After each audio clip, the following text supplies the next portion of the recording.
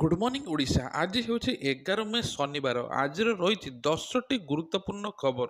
ତା ପୂର୍ବରୁ ଆପଣମାନେ ଭିଡ଼ିଓକୁ ଲାଇକ୍ କରି କେଉଁ ଜିଲ୍ଲାରୁ ଦେଖୁଛନ୍ତି ନିଶ୍ଚିନ୍ତ କମେଣ୍ଟ କରନ୍ତୁ। ଆରମ୍ଭ ହେଲା ରଥ ନିର୍ମାଣ। ମହାପ୍ରଭୁଙ୍କ ଆଜ୍ଞାମାଳ ବିଜେ ପରେ ସୁନା କୁରାଡିରେ ଛେଦନ ହୋଇଛି। ପବିତ୍ର ଅକ୍ଷୟ ତୃତୀୟାରେ ଘୋଷଯାତ୍ରାର ଆଦ୍ୟ ପର୍ବ ଆରମ୍ଭ ହୋଇଛି। ଶ୍ରୀମନ୍ଦିର କାର୍ଯ୍ୟାଳୟ ସମ୍ମୁଖରେ ଶାସ୍ତ୍ରୀୟ ବନଯାଗ ବିଧିରେ ନନ୍ଦିଘୋଷ, ତାଳଧ୍ୱଜ ଓ ଦର୍ପଦୋଳନ ରଥ ନିର୍ମାଣର ଅନୁକୂଳ ହୋଇଛି।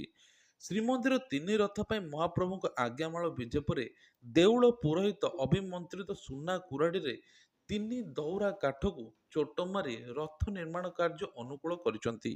ଏହାପରେ ତିନି ରଥର ମୁଖ୍ୟ ବିଶ୍ୱକର୍ମା ମାନେ ବ୍ରାହ୍ମଣଙ୍କ ଠାରୁ ବରଣ ଗ୍ରହଣ କରିବା ପରେ ଶାଢ଼ୀ ବନ୍ଧା ପରମ୍ପରା ପାଳିତ ହେବ।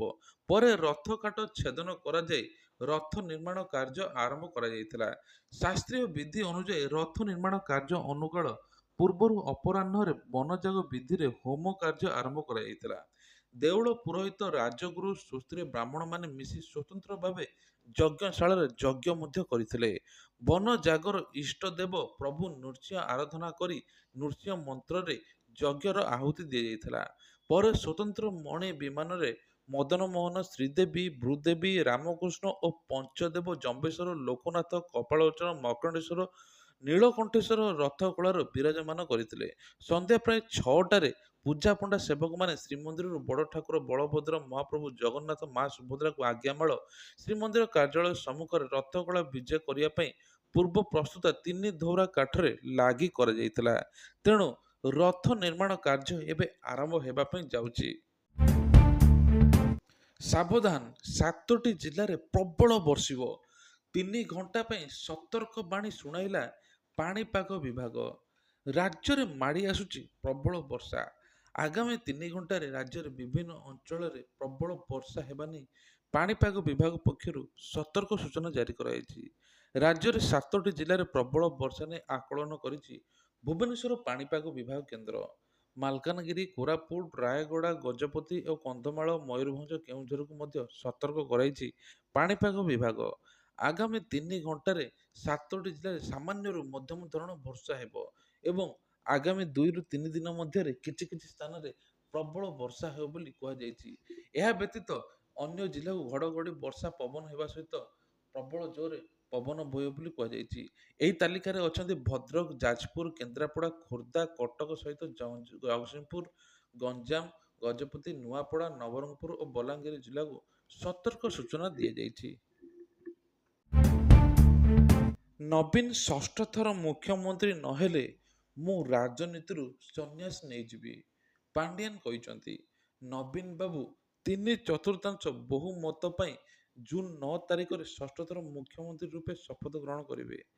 ନବୀନ ମୁଖ୍ୟମନ୍ତ୍ରୀ ନହେଲେ ମୁଁ ରାଜନୀତିରୁ ସନ୍ନ୍ୟାସ ନେଇଯିବି, ଏଭଳି ଦୃଢ଼ୋକ୍ତି ପ୍ରକାଶ କରିଛନ୍ତି ବିଜେଡିର ବରିଷ୍ଠ ନେତା ଭିକେ ପାଣ୍ଡିଆନ। ଏଥିସହିତ କେନ୍ଦ୍ରମନ୍ତ୍ରୀ ଧର୍ମେନ୍ଦ୍ର ପ୍ରଧାନଙ୍କୁ ପୁଣି ଟାର୍ଗେଟ କରିଛନ୍ତି। ପାଣ୍ଡିଆନ କହିଛନ୍ତି କେନ୍ଦ୍ରମନ୍ତ୍ରୀ ବହୁତ ବଡ଼ ବଡ଼ କଥା କହୁଛନ୍ତି, ମୁଖ୍ୟମନ୍ତ୍ରୀଙ୍କ ଅଶାଳୀନ ଭାଷା ବ୍ୟବହାର କରୁଛନ୍ତି ଏବଂ ମୁଖ୍ୟମନ୍ତ୍ରୀଙ୍କ ପ୍ରତି ଏଭଳି ଅଶାଳୀନ ଭାଷା ବ୍ୟବହାର କରିବା କେତେ ଦୂର ଠିକ୍? ସାମାନ୍ୟ ଜାତୀୟ ରାଜପଥକୁ 10 ବର୍ଷରେ ଠିକ୍ କରିପାରିଲେ ନାହିଁ। ମୁଖ୍ୟମନ୍ତ୍ରୀଙ୍କୁ ଅସମ୍ମାନ କରିବାକୁ ତାଙ୍କର ସାହସ ହେଲା କେଉଁଠୁ? ମୋତେ ଚାମଚା ଗୁମାସ୍ତା ବୋଲି କହୁଛନ୍ତି। ମୋତେ ଯାହା ବି କହିଲେ କିଛି ଅସୁବିଧା ନାହିଁ, କିନ୍ତୁ ମୁଖ୍ୟମନ୍ତ୍ରୀଙ୍କୁ ଅସମ୍ମାନ କଲେ ମୁଁ ସହିବି ନାହିଁ। କେନ୍ଦ୍ରମନ୍ତ୍ରୀଙ୍କୁ ଚ୍ୟାଲେଞ୍ଜ ଦେଇପାରିବେ କି ତାଙ୍କ ଦଳ ସରକାର ନହେଲେ ରାଜନୀତିରୁ ସନ୍ନ୍ୟାସ ନେବେ କି? ଶ୍ରୀ ପାଣ୍ଡିଆନ ଆଜି ଝାରସୁଗୁଡ଼ାରେ ଜିଲ୍ଲା ଗସ୍ତରେ ଆଜି ବ୍ରଜରାଜ ନଗରରେ ନିର୍ବାଚନ ମଣ୍ଡଳୀ ଅନ୍ତର୍ଗତ ଲଖନପୁର ବ୍ଲକ ପଞ୍ଚଗାଁ ପଡ଼ିଆରେ ଆୟୋଜିତ ନିର୍ବାଚନ ସଭାରେ ଉଭୟ କେନ୍ଦ୍ରମନ୍ତ୍ରୀ ଧର୍ମେନ୍ଦ୍ର ପ୍ରଧାନ ଓ ବ୍ରଜରାଜନଗର ବିଜେପି ବିଧାୟକ ପ୍ରାର୍ଥୀ ସୁରେଶ ପୂଜାରୀ ଶାଣିତ ଆକ୍ରମଣ କରିଥିଲେ। କେନ୍ଦ୍ରମନ୍ତ୍ରୀ ଧର୍ମେନ୍ଦ୍ର ପ୍ରଧାନ ନାଁକୁ ନେଇ ପାଣ୍ଡିଆନ କହିଥିଲେ ସେ ଜଣେ କେନ୍ଦ୍ରମନ୍ତ୍ରୀ ସମ୍ବଲପୁରରେ ଠିଆ ହୋଇଛନ୍ତି। 10 ବର୍ଷ ଭିତରେ ଢେଙ୍କାନାଳରେ କ'ଣ ସେ କରିଛନ୍ତି? କିଛି କରିନାହାନ୍ତି। ଆଉ ସେଠାକୁ 500 ଥର ଯାଇଥିବେ, ଖାଲି ଆଖି ବୁଲିକି ଦେଖିଲେ ହବ ନାହିଁ, କାମ କରିବାକୁ ପଡ଼ିବ, ଏମିତି କହିଛନ୍ତି। 10 ବର୍ଷ ଭିତରେ କିଛି କରିନାହାନ୍ତି ଧର୍ମେନ୍ଦ୍ର ପ୍ରଧାନ। ଆଉ ଯଦି ମୁଖ୍ୟମନ୍ତ୍ରୀ ନ ହେବେ ତାହେଲେ ମୁଁ ସନ୍ନ୍ୟାସ ନେଇଯିବି ବୋଲି ଭିକେ ପାଣ୍ଡିଆନ କହିଛନ୍ତି। ଆଉ ମୁଖ୍ୟମନ୍ତ୍ରୀଙ୍କୁ ଏଭଳି ଅସମ୍ମାନ କରିବା ସବୁଠୁ ବଡ଼ ଭୁଲ ବୋଲି କହିଛନ୍ତି ଭିକେ ପାଣ୍ଡିଆନ। ପାହାଡ଼ ଉପରେ ଟାଙ୍କି ତଳକୁ ମିଳୁନି ପାଣି, ଖାଲି ହାଣ୍ଡି ଧରି ସାମିଲ ହେଲେ ମହିଳା। ପାହାଡ଼ ଉପରେ ଟାଙ୍କି ରହିଛି, ହେଲେ ପାଣି ମିଳୁନି। ତଳେ ଆମେ ରହୁଛୁ। ଟାଙ୍କିରୁ ନବରଙ୍ଗପୁରରୁ ସହରବାସୀ ଜଳ ଯୋଗାଣ ହେଉଛି, କିନ୍ତୁ ଟାଙ୍କି ତଳେ ଥିବା ପଞ୍ଚାୟତ ଅଧୀନରେ ରହିଥିବାରୁ ମିଳୁନି ପାଣି। ଫଳରେ ପାଣି ପାଇଁ ଡହଳ ବିକଳ ହେଉଛନ୍ତି। ବାରମ୍ବାର ଦାବି ପରେ କେହି ଶୁଣୁନାହାନ୍ତି। ଏହାର ପ୍ରତିବାଦରେ ଗରା ହାଣ୍ଡି ଧରି ରାଜରାସ୍ତାକୁ ଓହ୍ଲାଇଛନ୍ତି। ନବରଙ୍ଗପୁର ଜୟପୁର ବାଇପାସ୍ ଅବରୋଧ କରିଛନ୍ତି। ଅବରୋଧ କରିଛନ୍ତି ବହୁତ ମହିଳା। ଆଉ ପାଣି ସହ ନିୟମିତ ବିଦ୍ୟୁତ ସେବା ମଧ୍ୟ ମିଳୁନି। ସମସ୍ୟାର ସମାଧାନ ନହେଲେ ରାସ୍ତାରେ ଓହ୍ଲାଇବୁ ନାହିଁ ବୋଲି ମହିଳାମାନେ ଚେତାବନୀ ଦେଇଛନ୍ତି। ମହିଳାଙ୍କ କହିବା ଅନୁଯାୟୀ ନବରଙ୍ଗପୁର ଉପକଣ୍ଠସ୍ଥ ଅଗ୍ନିପୁର ପଞ୍ଚାୟତର ନୂଆହିଲ ଗ୍ରାମରେ 30 ବର୍ଷ ହେଲାଣି ରହି ଆସୁଛୁ। ଦେଖିଲା ବେଳୁ ଏପଟେ ଟାଙ୍କି ରହିଛି, କିନ୍ତୁ ପାଣି ମିଳୁନାହିଁ। ସହରବାସୀ କିମ୍ବା ଗାଁକୁ ପାଣି ମିଳୁନାହିଁ। ତେବେ ଆଗକୁ ପଞ୍ଚାୟତ ଆରମ୍ଭ କରି ବ୍ଲକ କାର୍ଯ୍ୟାଳୟ, ଜିଲ୍ଲାପାଳଙ୍କ ନିକଟରେ ବହୁ ଦାବି କରିଛୁ, ତଥାପି ସୁଫଳ ମିଳୁନାହିଁ। ତେଣୁ ବାଧ୍ୟ ହୋଇକି ରାଜରାସ୍ତାକୁ ଓହ୍ଲାଇଛୁ। ସକାଳ 8ଟାରୁ ରାସ୍ତା ଅବରୋଧ କରାଯିବାରୁ ନବରଙ୍ଗପୁର ଜୟପୁର ଯାନବାହନ ଚଳାଚଳ ଠପ୍ ହୋଇଛି। ଯାତ୍ରୀମାନେ ନାହିଁ ନଥିବା ଅସୁବିଧା ହେଇଛନ୍ତି। ସେପଟେ ପାଣି ନଥିବାରୁ ସମସ୍ତେ ହୋହାଲ୍ଲା ହେଉଛନ୍ତି। ସରକାର କ'ଣ କରୁଛନ୍ତି? ଏପର୍ଯ୍ୟନ୍ତ କିଛି ବ୍ୟବସ୍ଥା ଆମ ପାଇଁ କରିନାହାନ୍ତି। ଓଡ଼ିଶାରେ ଆଗକୁ ପଦ୍ମ ଫୁଟିବାକୁ ଯାଉଛି, ନରେନ୍ଦ୍ର ମୋଦି କହିଛନ୍ତି। ଓଡ଼ିଶାର ବଡ଼ ଧରଣର ପରିବର୍ତ୍ତନ ହେବାକୁ ଯାଉଛି। ରାଜ୍ୟରେ ଆଗକୁ ପଦ୍ମ ଫୁଟିବାକୁ ଯାଉଛି। ରାଜଧାନୀ ଭୁବନେଶ୍ୱର ରୋଡ୍ ଶୋ ପରେ ପ୍ରଧାନମନ୍ତ୍ରୀ ନରେନ୍ଦ୍ର ମୋଦି ଏକ ଜାତୀୟ ଗଣମାଧ୍ୟମକୁ ଏକ ସୂଚନା ଦେଇଛନ୍ତି। ପ୍ରଧାନମନ୍ତ୍ରୀ ମୋଦି ମେଣ୍ଟ ନେଇ ବହୁତ ସ୍ପଷ୍ଟ ମତ ରଖିଛନ୍ତି। ଦୁଇଟି ଦଳ ଅଲଗା। ସଂସଦରେ ପ୍ରସଙ୍ଗ ଭିତ୍ତିକ ସମର୍ଥନ ମିଳିଛି, କିନ୍ତୁ ବିଧାନସଭାରେ ଆମର ଲଢ଼େଇ ଜାରି ରହିଛି। କାରଣ ଓଡ଼ିଆର ଅସ୍ମିତା ଏଠାରେ ବିପଦରେ ପଡ଼ିଛି। ଓଡ଼ିଶାର କିନ୍ତୁ ପଦ୍ମ ଫୁଟାଇବା ପାଇଁ ଆମେ ପ୍ରତିବଦ୍ଧ ଅଛୁ। ଏଥର ରୋଡ୍ ଶୋରେ ପ୍ରଧାନମନ୍ତ୍ରୀ ରାଜଭବନରେ ପହଞ୍ଚିଛନ୍ତି। ଆଜି ରାତି ରାଜଭବନରେ ରାତ୍ରି ଯାପନ କରିବେ। ଆସନ୍ତାକାଲି କନ୍ଧମାଳ, ବଲାଙ୍ଗୀର, ବରଗଡ଼ରେ ବିଜୟ ସଂକଳ୍ପ ସମାବେଶକୁ ସମ୍ବୋଧନ କରିବେ। ରାଜ୍ୟ ବିଜେପି କାର୍ଯ୍ୟାଳୟ ଦଳୀୟ କର୍ମୀଙ୍କ ଦ୍ୱାରା ପ୍ରଧାନମନ୍ତ୍ରୀଙ୍କ ସ୍ୱାଗତ ବାଣୀ ବିହାର ଅଭିମୁଖେ ରୋଡ୍ ଶୋ ହୋଇକି ବାହାରିଥିଲେ। ଜନପଥ ଲୋକାନନରେ ପରିଣତ ହୋଇଥିଲା। ମୋଦିଙ୍କ ରୋଡ୍ ଶୋ ପାଇଁ କେବଳ ଭୁବନେଶ୍ୱରବାସୀ ନୁହନ୍ତି, ବରଂ ବହୁ ଦୂରାନ୍ତରୁ କର୍ମୀ ପ୍ରସଙ୍ଗମାନେ ଜନଗହଳି ହୋଇଥିଲେ। ଲୋକ ପ୍ରାୟ 6 ଘଣ୍ଟା ହେଲା ଜନପଥରେ ପହଞ୍ଚି ସାରିଥିଲେ। ଓଡ଼ିଶାର କଳା ଜନପଥରେ ଦେଖାଯାଇଥିଲା। ଗୀତ, ନାଚ, ବାଦ୍ୟରେ ତାଳେ ତାଳେ ମୋଦିଙ୍କୁ ସ୍ୱାଗତ କରାଯାଇଥିଲା। ବିମାନ ବନ୍ଦରଠାରୁ ମୋଦି ଯେଉଁ ରାସ୍ତାରେ ଯିବେ, ସେଠି ବିଜେପିର ପତାକା ଉଡୁଥିଲା।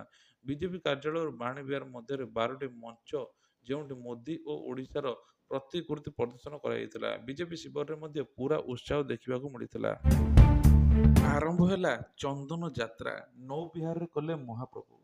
ଅକ୍ଷୟ ତୃତୀୟାରେ ଶ୍ରୀକ୍ଷେତ୍ରରେ ଆରମ୍ଭ ହୋଇଯାଇଛି ଚନ୍ଦନ ଯାତ୍ରା। ମହାପ୍ରଭୁଙ୍କ ଚଳନ୍ତି ପ୍ରତ୍ୟୟମ ମଦନ ମୋହନ ସହ ଶ୍ରୀଦେବୀ, ଭୂଦେବୀ, ଶ୍ରୀରାମ, କୃଷ୍ଣ ଏବଂ ପଞ୍ଚ ମହାଦେବ ଜମ୍ବେଶ୍ୱର, ଶ୍ରୀ ଲୋକନାଥ, ଶ୍ରୀ କପାଳମୋଚନ, ଶ୍ରୀ ମାର୍କଣ୍ଡେଶ୍ୱର ଏବଂ ଶ୍ରୀ ନୀଳକଣ୍ଠେଶ୍ୱର ଆଜି ନନ୍ଦାଭନ୍ଦ୍ରା ଡଙ୍ଗାରେ ନରେନ୍ଦ୍ର ଜଳରେ ଚାପ ଖେଳିଛନ୍ତି। ତାତିରୁ ମୁକ୍ତି ପାଇବା ପାଇଁ 7 କେଜି ଚନ୍ଦନର ଶୀତଳ ଜଳରେ ସ୍ନାନ କରିଛନ୍ତି। ଏଥିପାଇଁ ଉତ୍ସାହମୁଖର ହୋଇଛି ଶ୍ରୀକ୍ଷେତ୍ର। ଧୂପ ଚନ୍ଦନ ମହକର ସହ ଜୟ ଜଗନ୍ନାଥ ହରିବୋଲ ଡାକରେ ପ୍ରକମ୍ପିତ ହେଉଛି ବଡ଼ଦାଣ୍ଡ।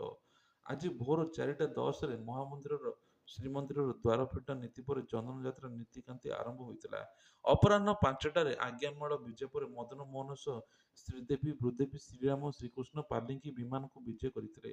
ସନ୍ଧ୍ୟା 6ଟାରେ ଶ୍ରୀମନ୍ଦିର ବାହାରେ ରଥଖଳା ଆରମ୍ଭ ହୋଇଥିଲା। ଆଉ ପରେ ପରେ ଚନ୍ଦନ ଯାତ୍ରା ମଧ୍ୟ ଆରମ୍ଭ ହୋଇଥିଲା। ଚାପ ଶେଷ ପରେ ବିଳମ୍ବିତ ରାତିରେ ଚନ୍ଦନ ଠାକୁର ଓ ପଞ୍ଚମହାଦେବଙ୍କ ବାହୁଡ଼ା ବିଜେ ନୀତି ଅନୁଷ୍ଠିତ ହୋଇଛି। ସାଇବର ଅପରାଧ ରୋକିବାକୁ ବଡ଼ ପଦକ୍ଷେପ। 20 ଲକ୍ଷ ମୋବାଇଲ ନମ୍ବର କାଗଜପତ୍ର ଯାଞ୍ଚ ହେବ। ଦେଶରେ ବଢ଼ୁଥିବା ସାଇବର ଅପରାଧକୁ ରୋକିବା ପାଇଁ ଏକ ବଡ଼ ପ୍ରସ୍ତୁତି ଚାଲିଛି। ସାଇବର ଅପରାଧ, ଆର୍ଥିକ ଠକେଇର ହେଉଥିବା ଟେଲିକମ ସେବାର ଦୁରୁପଯୋଗ ରୋକିବା ପାଇଁ ଦୂରସଞ୍ଚାର ବିଭାଗ, ଗୃହ ମନ୍ତ୍ରଣାଳୟ ଓ ବିଭିନ୍ନ ରାଜ୍ୟ ପୋଲିସ ମିଳିତ ଭାବେ କାର୍ଯ୍ୟ କରିବାକୁ ନିଷ୍ପତ୍ତି ନେଇଛନ୍ତି। ଏହି ସହଭାଗିତା ମାଧ୍ୟମରେ ସାଇବର ଠକ ନେଟୱାର୍କ ଭାଙ୍ଗିବା ସହ ସାଧାରଣ ନାଗରିକମାନେ ବଢ଼ୁଥିବା ଡିଜିଟାଲ ବିପଦରୁ ସୁରକ୍ଷିତ ରହିବେ ବୋଲି କୁହାଯାଇଛି। ଟେଲିକମ ମନ୍ତ୍ରଣାଳୟ ଏକ ପ୍ରେସ୍ ବିଜ୍ଞପ୍ତିରେ କହିଛି ଯେ, ଗୃହ ମନ୍ତ୍ରଣାଳୟ ଏବଂ ରାଜ୍ୟ ପୋଲିସର ବିଶ୍ଳେଷଣ ଅନୁଯାୟୀ 28,200 ମୋବାଇଲ ହ୍ୟାଣ୍ଡରେ ସୁରାଗ ମିଳିଛି, ଯେଉଁଗୁଡ଼ିକ ସାଇବର ଅପରାଧ ଘଟାଇଥିବା ବ୍ୟବହାର କରାଯାଇଛି। ଦୂରସଞ୍ଚାର ବିଭାଗ ଦ୍ୱାରା କରାଯାଇଥିବା ବିଶ୍ଳେଷଣ ବିଭାଗରୁ ଜଣାପଡ଼ିଛି ଯେ, 28,200 ମୋବାଇଲ ହ୍ୟାଣ୍ଡସେଟ୍, 20 ଲକ୍ଷ ମୋବାଇଲ ନମ୍ବର ଯାଞ୍ଚ କରାଯିବ। ଏହି 20 ଲକ୍ଷ ମୋବାଇଲ ନମ୍ବର ପୁନଃ ଯାଞ୍ଚ ପାଇଁ ରି-ଭେରିଫିକେସନ କରାଯିବ। ଯୋଗାଯୋଗ ମନ୍ତ୍ରଣାଳୟ କହିଛି ଯେ ବିଭାଗ ମୋବାଇଲ ସେବା ପ୍ରଦାନକାରୀ ସମଗ୍ର ଏଭଳି 28,200 ମୋବାଇଲ ହ୍ୟାଣ୍ଡସେଟ୍‌କୁ ବ୍ଲକ୍ କରିବାକୁ ଏବଂ ମୋବାଇଲ ହ୍ୟାଣ୍ଡସେଟ୍ ସହ ଲିଙ୍କ୍ ଥିବା 20 ଲକ୍ଷ ମୋବାଇଲ ନମ୍ବରକୁ ପୁନଃ ଯାଞ୍ଚ କରାଯିବ, ଯାହାଫଳରେ ସାଇବର ଠକ ଏବେ ଆଉ ଠକି ପାରିବେ ନାହିଁ ଏବଂ ଚାଲାକ ହୋଇପାରିବେ ନାହିଁ। ଏବେ ଯାଞ୍ଚ ହେଲା ପରେ ତାଙ୍କୁ ତୁରନ୍ତ ଗିରଫ କରାଯିବ। ଏବେ ଏକ୍ସ ବା ଟ୍ୱିଟରରେ ପୋଷ୍ଟ କରିହେବ film, TV series, podcast. Elon ମସ୍କଙ୍କ ବଡ଼ ଘୋଷଣା। ଏଲନ୍ ମସ୍କ ଟ୍ୱିଟରରେ ନେତୃତ୍ୱ ନେବା ପରେ ଏଥିରେ ଅନେକ ପରିବର୍ତ୍ତନ କରିଚାଲିଛନ୍ତି। ୟୁଜର୍ସ ଅଭିଜ୍ଞତାକୁ ଉନ୍ନତ କରିବା ପାଇଁ ମସ୍କ ଏବେ ମାଇକ୍ରୋ ବ୍ଲଗିଂ ପ୍ଲାଟଫର୍ମର କ୍ରମାଗତ ଭାବେ ନୂଆ ନୂଆ ଫିଚର ଯୋଡୁଛନ୍ତି। ଯଦି ଆପଣ ମଧ୍ୟ ଟ୍ୱିଟର ଅର୍ଥାତ୍ ଏକ୍ସ ବ୍ୟବହାର କରୁଛନ୍ତି, ତେବେ ଏହା ଆପଣଙ୍କ ପାଇଁ ଏକ ଖୁସି ଖବର। ପୂର୍ବରୁ ଏକ୍ସରେ ଅଡିଓ ଭିଡିଓ ଫିଚରର ସୁବିଧା ନଥିଲା। ଏବେ ଅଡିଓ ଭିଜୁଆଲ ଫିଚର ତ ମିଳିଲା। ଏବେ ଏକ୍ସରେ ଫିଲ୍ମ, ଟିଭି ସିରିଜ, ପଡକାଷ୍ଟ ମଧ୍ୟ ପୋଷ୍ଟ କରିହେବ। ଏକ୍ସରେ ନୂଆ ଫିଚର ଦ୍ୱାରା ୟୁଜର୍ସ ମାନେ କଣ୍ଟେଣ୍ଟ କ୍ରିଏଟରକୁ ଟଙ୍କା ରୋଜଗାର କରିବା ପାଇଁ ନୂଆ ଉପାୟ କରିଛନ୍ତି। ଏଲନ୍ ମସ୍କ ଟ୍ୱିଟ୍ କରି ଟ୍ୱିଟରରେ ନୂଆ ଫିଚର ବିଷୟରେ ଜଣାଇଛନ୍ତି। ସେ ତାଙ୍କ ଭଉଣୀ ଟୋସ୍କୋ ମସ୍କଙ୍କ ଟ୍ୱିଟ୍ କରି ରିଟ୍ୱିଟ୍ କରି କହିଛନ୍ତି ଯେ ବର୍ତ୍ତମାନ ଏକ୍ସ ବ୍ୟବହାରକାରୀମାନେ ପ୍ଲାଟଫର୍ମରେ ଟିଭି ସିରିଜ, ଚଳଚ୍ଚିତ୍ର, ପଡକାଷ୍ଟ ମଧ୍ୟ କରିପାରିବେ। ଟ୍ୱିଟର ଫିଲ୍ମ ଏବଂ ପଡକାଷ୍ଟ ସେୟାର କରିବାକୁ ହେଲେ ଆପଣଙ୍କୁ ସବସ୍କ୍ରିପସନ୍ ନେବାକୁ ପଡ଼ିବ ବୋଲି କୁହାଯାଇଛି। ଲକ୍ଷେ କୋଟି ଦେବ ରିଜର୍ଭ ବ୍ୟାଙ୍କ। 2024-25 ଆର୍ଥିକ ବର୍ଷରେ ଭାରତୀୟ ରିଜର୍ଭ ବ୍ୟାଙ୍କ ଲାଭାଂଶ ଆକାରରେ ଭାରତ ସରକାରକୁ 1,00,000 କୋଟି ଟଙ୍କା ପ୍ରଦାନ କରିପାରେ। ୟୁନିୟନ ବ୍ୟାଙ୍କ ଅଫ୍ ଇଣ୍ଡିଆ ପକ୍ଷରୁ ପ୍ରକାଶିତ ଏହି ରିପୋର୍ଟରେ କୁହାଯାଉଛି, 2023-24 ଆର୍ଥିକ ବର୍ଷରେ ରିଜର୍ଭ ବ୍ୟାଙ୍କ ପକ୍ଷରୁ ଭାରତ ସରକାରକୁ 87,400 କୋଟି ଟଙ୍କା ପ୍ରଦାନ କରାଯାଇଥିଲା। ସରକାର 2024-25ରେ ରିଜର୍ଭ ବ୍ୟାଙ୍କ, ରାଷ୍ଟ୍ରାୟତ୍ତ ବ୍ୟାଙ୍କ ଏବଂ ଆର୍ଥିକ ପ୍ରତିଷ୍ଠାନଗୁଡ଼ିକୁ ମୋଟ 1,02,000 କୋଟି ଟଙ୍କା ପାଇବା ନେଇ ବଜେଟରେ ଆକଳନ କରାଯାଇଛି, କିନ୍ତୁ ଲାଭାଂଶ ପ୍ରାପ୍ତି ପରିମାଣ ଅଧିକ ରହିବ ବୋଲି ରିପୋର୍ଟରେ କୁହାଯାଇଛି। ଗତବର୍ଷ ସରକାରରେ 48,000 କୋଟି ଟଙ୍କା ପାଇବା ନେଇ ଆକଳନ କରିଥିବା ବେଳେ ଏବେ 1,04,000 କୋଟି ଟଙ୍କା ମିଳିଥିଲା। ତେଣୁ ଗତ ବର୍ଷ ଭଳି ଚଳିତ ବର୍ଷ ଲାଭାଂଶ ମିଳିଥିବା ଉନ୍ନତି ଦେଖାଯାଇଛି ବୋଲି କୁହାଯାଉଛି ରିଜର୍ଭ ବ୍ୟାଙ୍କ ତରଫରୁ।